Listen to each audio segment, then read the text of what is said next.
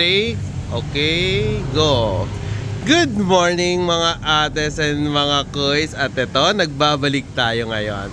Nagbabalik tayo sa YouTube. Yes po.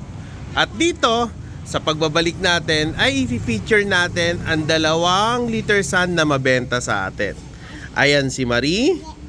At ito naman po si Empets. So yan yung pinagmamalaki natin na made in Korea, premium brand pero mura lang. Ganon din naman si Marie. Ayan o. Premium yan at mura lang. At susubukan natin sila ikumpara sa isa't isa. Dahil silang dalawa ang pinakamabentang liter sand dito sa atin sa pet shop ni Kuis. Kaya yan, kasama natin si Ate Tay. Hello Ate Tay. At kasama naman natin si Ate Sam. Hello Ate. So yan ang mga ate natin. Kasama ang makukulit na bata. Hi! Hi Adam! Hi Sab-Sab! Ayan o. So ngayon, ikukumpara natin ang brand ni Marie at ni Empets. Titingnan natin kung sino mabilis na magka-clamp.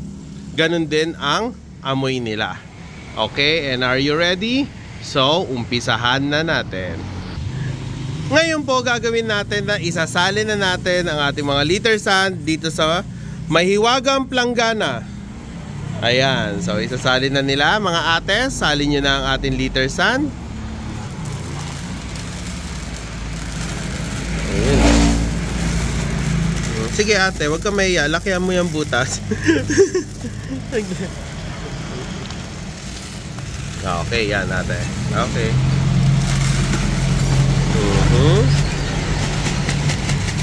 Bango.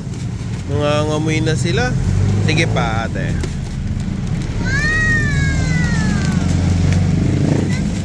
Ayan. Ayan ang quality ni Empets. Ayan, kung makikita nyo. Ayan o, bentonite. Buo-buo talaga siya. So hindi siya nagpupulbos. At walang masyadong pulbos. Ayan po, para mas makita nyo iurong natin. So walang masyadong durog. Diba? At ito naman kay Marie. So, ganun din, urong natin para makita nyo kung marami bang yung durug-durug na parang buhangin. Wala po, ayan po. So, ganon. Ayan po. At ngayon, lalagyan na natin ng tubig. Lalagyan niya ng ating mga ate ng tubig. Makita natin. So, gagawa tayo ng 3 spots. Yan, 3 spots ang pagbubuhos nila ng tubig. Yan.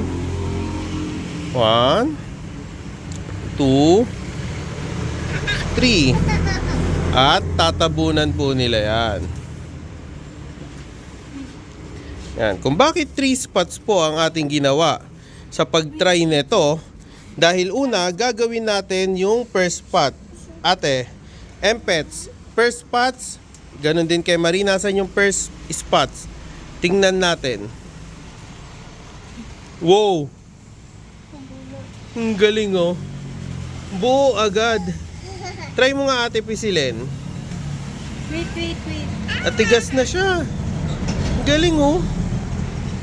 And for Marie, pisilin mo nga ate Tay. Ganun din, ang tigas na kaagad oh. Ang galing. Samantalang kakabuhos lang po niya na. Ngayon, yung second spot natin.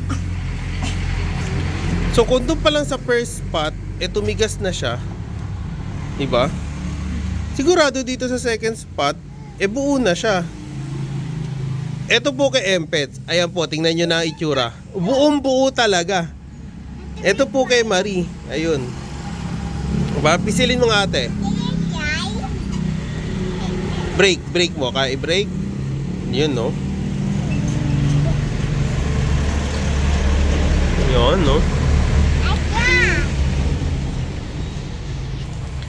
And syempre, meron yan yung third spot. Nasaan yung third spot natin ate? Wow! Wow! Ngayon, tingnan nyo ang quality ng ating mga liter sand. Kaya pala sila mabenta. Hindi ko kasi ito kayang patunayan sa inyo dahil wala naman ako alagang pusa. Kaya ngayon, ginawa natin, nag-experiment tayo gamit ang tubig. Ayun o, buo na siya kaagad. Ang galing. So pagkawiwi pa lang, buo na. Ayun no. Para na siyang clay. Oh, di ba? So ganyan katipid. Ngayon, dahil nabasa na siya and all, tatanungin natin ngayon sa mga ates natin. Ano amoy nung liter sand mo, ate? Mabango po. Amoy mo nga, ate. May amoy pa ba? Yes.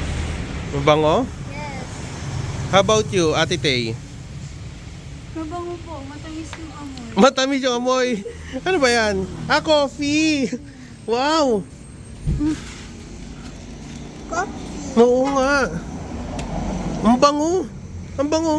Pag nabasa na siya, sumisingaw talaga coffee. At ito naman, lavender. Okay. Pareha sila mabango. Ngayon, yung pala ang dahilan ko bakit mabenta ang ating mga liter sand. Di ba? Totoo, ang pinopromote nila na fast clamping sila. Di ba? Umaalingasaw din ang amoy. Premium talaga. At makikita nyo no, solid. Napakadali. Napakadali tanggalin gamit ang inyong mga scooper. Syempre kami kinakamay namin dahil tubig lang naman po ginamit natin. Pero syempre sa mga dumi at wiwi ng inyong mga alaga, gagamitan nyo po yan ng scooper. At yun, saglit lang, buo na. Ang galing ano po.